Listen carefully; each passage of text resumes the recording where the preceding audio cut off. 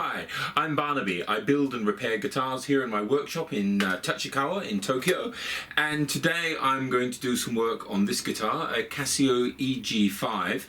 I've already done a video where I looked at it. It's basically a guitar with a cassette player in it, and when I got the guitar, well, it was fairly unplayable, very old strings, a very high action, and just some general cleaning up that needed to be done.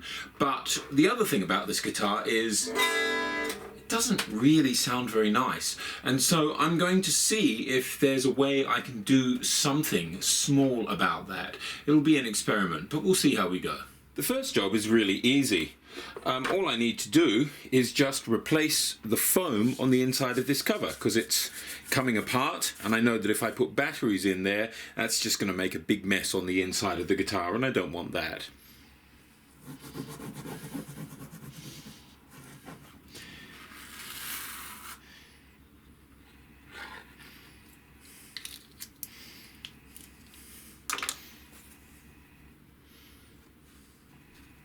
Okay, so we've got our foam replaced. Let's just put in 6 C-cells and see if this thing powers up. I bought these from a friend of mine who has a shop by the ocean. She sells C-cells by the seashore.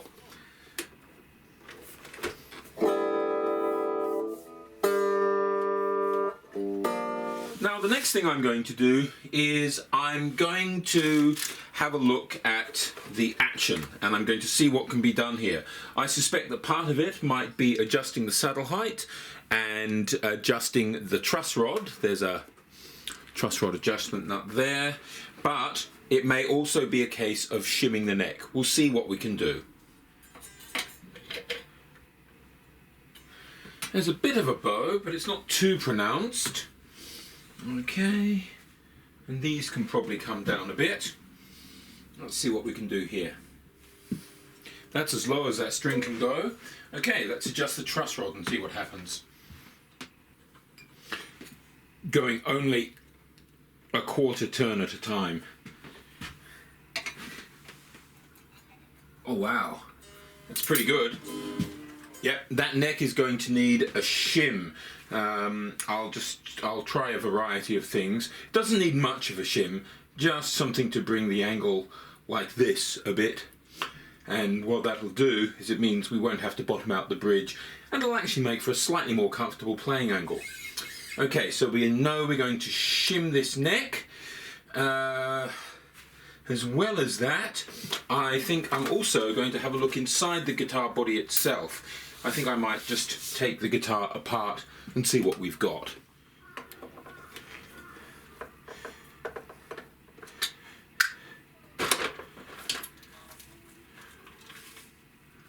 Okay, so that gives us the body. And what an interesting thing this is. Wow. If we come in close here, we can see it's got this aluminium central section here. So this is presumably some sort of tone block or something. This is designed to have a more solid sound. And if we turn it up, looks in very good condition. So if we look here, we can see there's this aluminium tone block, and the neck, which I've taken off, is probably from Ibanez manufacturer. I think I read that there was some connection with Ibanez in these guitars. But one thing about this aluminium tone block inside this guitar is that there is a bit of space here between the body and this part, and I think that's actually part of what's making the guitar sound so awful and rattly and horrible, and so maybe it's possible to do something about that. Okay, other things to do: strip away this old foam and replace it with something else. Ugh, that's horrible. So yeah, I'm thinking that I'm going to make a wooden block to go in here, and then that wooden block will kind of make a more solid sustain here, and it'll cut down a little bit on the vibrations in this guitar. Maybe I'll look at putting something behind here as well. We'll see.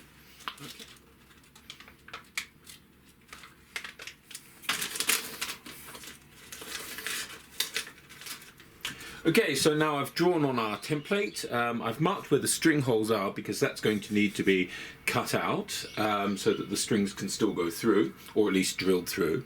Once I've cut it roughly to shape, I'll then file it more closely until it's a really tight fit. And then under this part here, there'll be another piece that goes down. They'll be glued and clamped together.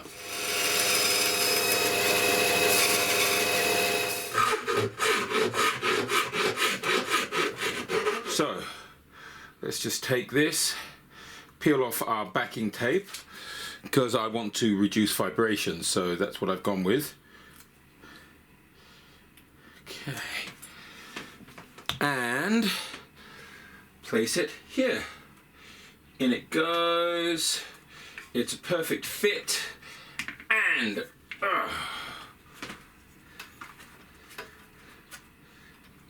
exactly where we want it to be.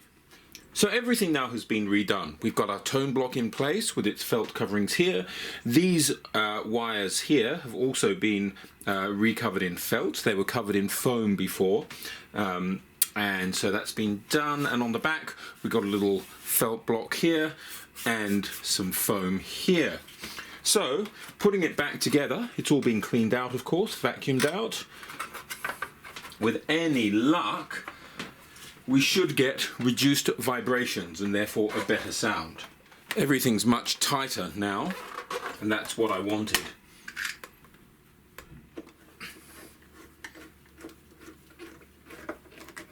Now I've made just a temporary little shim. It's not wood, it's just a little bit of paper, and it's got a thicker bit here and then thinner here, and that will basically go on here.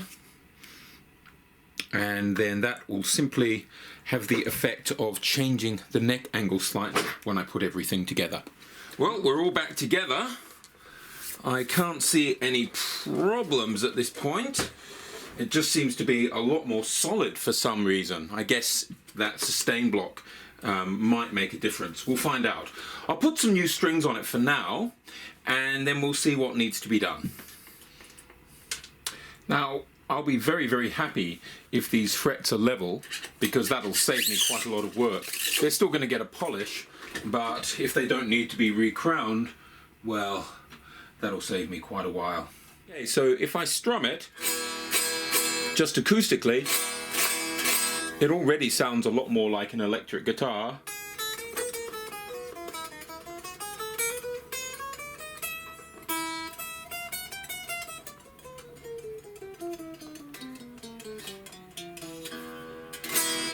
And if I turn it on, it's not still in tune yet. I've still got to set up the intonation, but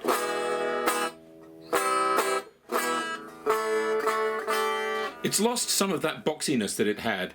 It's still coming through this speaker here, but my guess is that when I run it through a regular amp, it's actually going to sound much more like a real electric guitar now. The frets, amazingly, are fine. All they need is a polish. I did lower the strings at the nut just a little bit, so I used my nut slot files to just set up the action a little bit there. But now all I really need to do is just polish up those frets, which will be a relatively quick task, and yeah, I'm not reshaping the fret, and I'm only really filing off the dirt. Basically, I'm cleaning the fret. Okay, after 600 I go to 1500, and then I'll go in with a polishing wheel. So it's all set up now, and I'm running it through an amp, so we'll see if it actually sounds like an electric guitar. I've got the action quite low because that's the way I like it.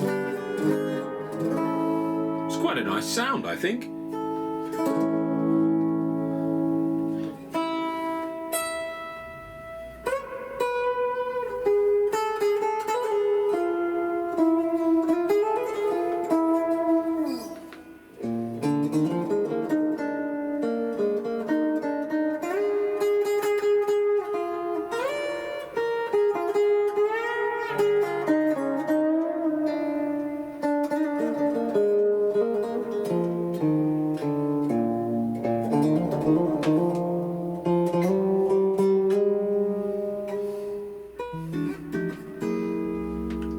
bad.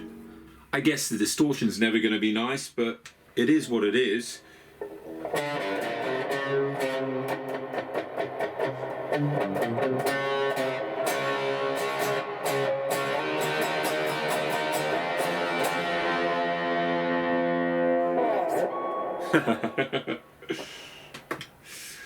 All right. So really now with this guitar, the only thing left to do is to do a little bit of work on the cassette heads, clean them up a bit, and maybe try recording a backing cassette and seeing if I can play along with that. But I'm quite happy with what I've got now.